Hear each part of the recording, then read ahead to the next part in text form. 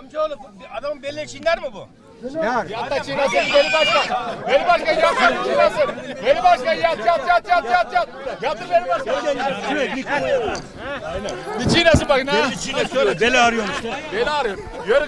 Ayıcım ne yapıyorsun? Belini mi çiğniyorsun? Beli mi ağrıyor? Bir ayı tarafından çiğnenmek nasıl bir duygu?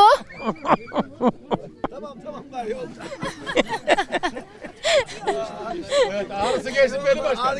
Efendim eski yıllarda bizim obalara gelirdi böyle ayıcılar. İşte beli arasını filan çiğnettiriz diye.